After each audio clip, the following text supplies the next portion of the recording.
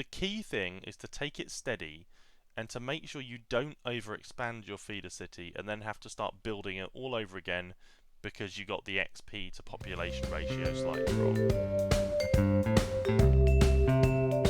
Hello Mayors! Welcome to another SimCity Build It video from me, Mayor Blocks.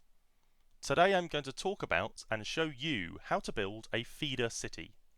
And this is the first video in a new series where I'll be looking at one specific thing about SimCity Build It each episode and showing you the best tips and tricks I've got to help you play SimCity Build It better, smarter and more efficiently so you can have more fun with your time in game. So if there's something that's bugging you about the game or something you want to know more about, leave a comment down below and I'll try to cover it for you in another video. Take a moment, pause the video right now and let me know in the comments what you want to know. I promise I'll be right here waiting for you when you're done. Right then, first up, what is a feeder city?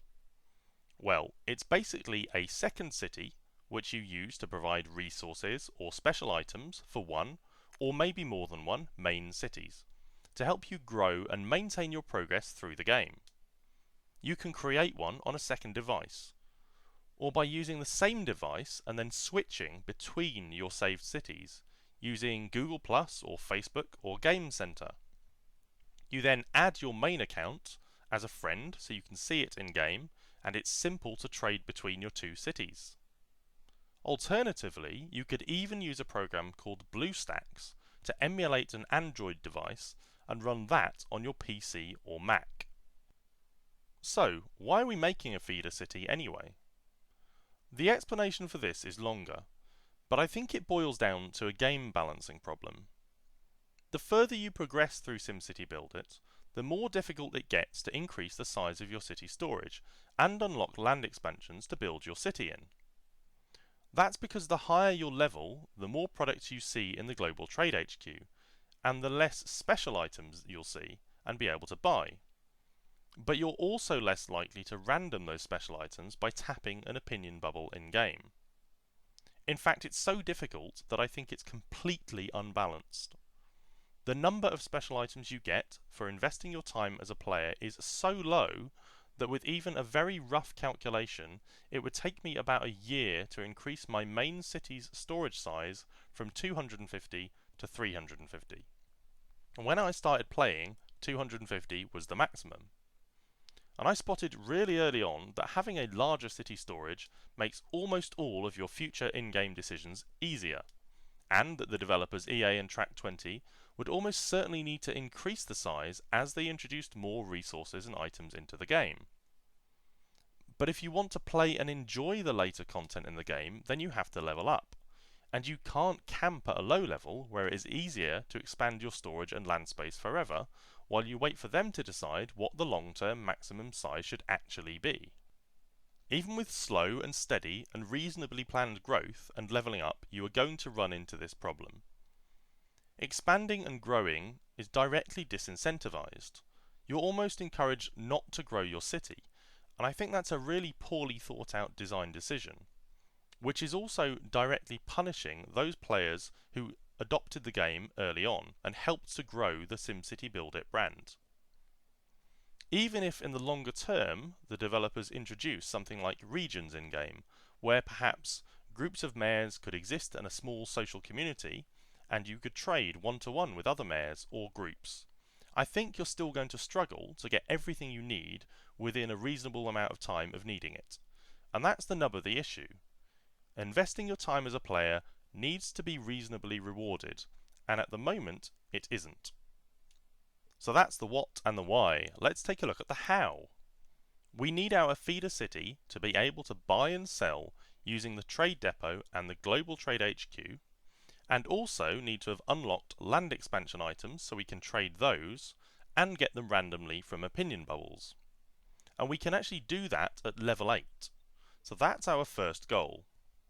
We'll need to collect 1060 experience to reach level 8, but we'll also need a population of 8,000 Sims to unlock the Trade Depot, then 10,000 Sims to unlock the Global Trade HQ. And while we do all of that, we need to stay at level 8 and not reach level 9, because we'd unlock more products there and then reduce the chances of us seeing land expansions in the Global Trade HQ. So those are our 4 goals. Level 8, 1060 experience, 8000 sims, then 10,000 sims. So mares, those are the reasons behind building a feeder city. Now I'm going to speed this video up and show you an edited compilation of me building my feeder city. I hope it's useful for you, and I'll see you again on the other side.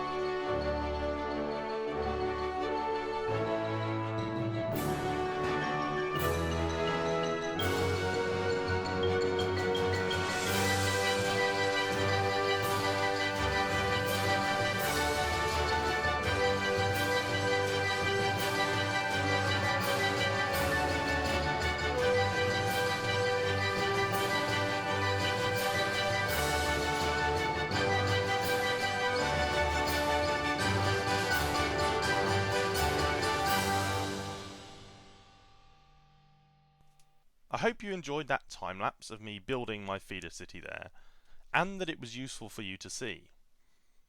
I recorded it on and off over about 8 hours last weekend, just dipping in and out of the content and grabbing short pieces of footage while waiting for the factories and the commercial buildings to make all the items I needed to upgrade. I thought I'd share a couple more thoughts and tips with you now before we finish up and take a quick tour of the city as it is today. I've reorganised things a bit just to make it more aesthetic to look at and make better use of the parks. You can see in the top left I've boosted the population up by about 2,000 to just over 12,000 simply by moving things around and adding in a couple more parks down here. So it should be fairly clear that you don't need to have as many residential zones as I've built to reach level 8 and a population of 10,000 Sims. You can do it with a lot less, or a few more if you want to, that's fine too. The key thing is to take it steady and to make sure you don't overexpand your feeder city and then have to start building it all over again because you got the XP to population ratio slightly wrong. I've also added my main city as a friend, so you can see Blocktopia down there. And if you want to know how to add friends in SimCity Build It, then go and check out my video on how to do that after this one. It'll be the next episode in this series. I've also upgraded my city storage from 60 to 130 by producing resources in the commercial buildings to get simoleons, and then buying and selling on the Global Trade HQ to get the special items I want. And finally, you can see the Mayor's Mansion over here with a ton of city achievements for me to collect and upgrade the number of slots on my commercial buildings even further to produce even more items to sell when I'm not actively playing the game. And that's a really important way to generate income for your feeder city so that you can trade for the special items in the Global Trade HQ to sell back to your main city, which is why we're doing this in the first place. So that's going to do it for this video today. I hope you found it useful. Have a great day wherever you are, and I'll see you next time, Mares.